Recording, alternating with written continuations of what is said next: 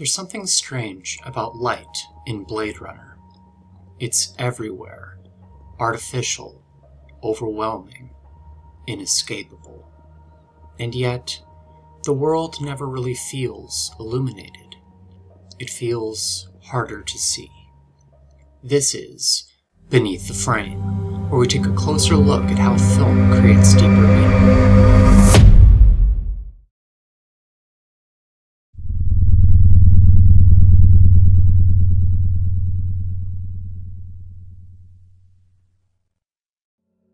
In most films, light helps us understand what we're looking at. It reveals, it clarifies. But here, it starts to feel like it's doing something else. Not revealing a world, but shaping how we experience it. And maybe even making it harder to see what's real.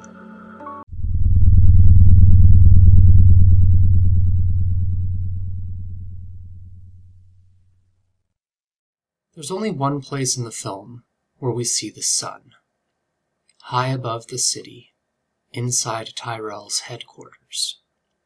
The space feels completely different. Warm, golden, still, almost peaceful.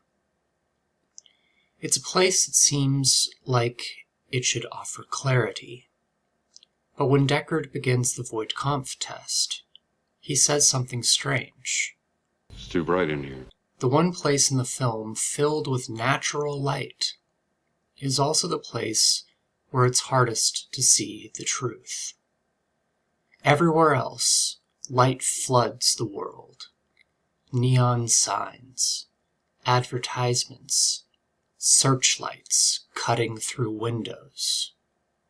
It's constant, invasive, and yet it never quite reveals anything. It starts to feel like light here isn't about clarity. It's about pressure.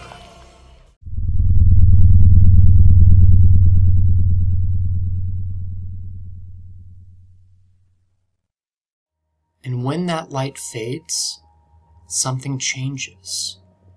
The world becomes quieter, slower, less defined, but somehow more real.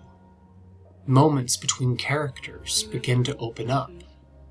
Rachel at the piano, the stillness between conversations, the spaces where nothing is being forced. You play beautifully. Darkness doesn't feel empty here. It feels restorative. Like it creates room for something genuine to exist. But not every dark space feels the same. In places like the nightclub, the darkness is crowded, overwhelming, filled with movement, noise, distraction. It doesn't invite connection, it buries it. And Rachel rejects that space. That's not my kind of place.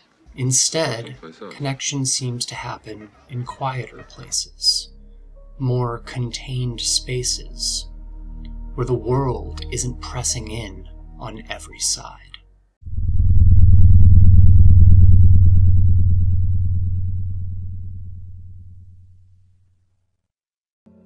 The world of Blade Runner is built vertically. Towers rise above the city. Spaces stretch upward, ceilings extending far beyond human scale. These spaces don't just feel large, they feel empty. Sound carries differently here. Voices echo, lingering longer than they should, emphasizing distance and separation. But there's one space that feels different. Deckard's apartment. The ceiling is lower, the space more contained. The sound doesn't seem to drift quite as far. It feels grounded, safer. Above the city, power seems to gather.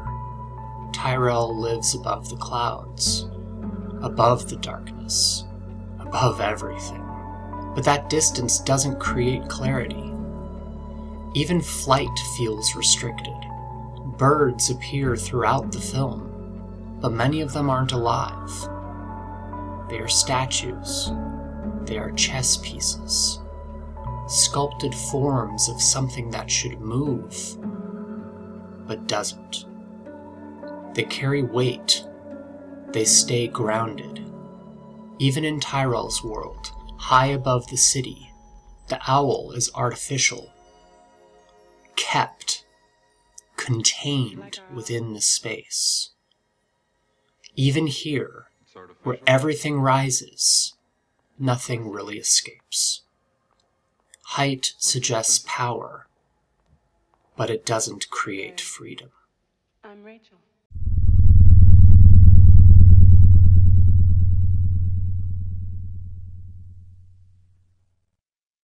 And then, something changes. Roy reaches the end of his life, and instead of falling, he saves Deckard. In a world built on control, this moment feels unstructured. And then the dove is released. It rises, breaking through the frame, through the world, into open sky. And for a brief moment, we see something the film rarely gives us. Natural light. Not controlled, not artificial, not overwhelming, just present.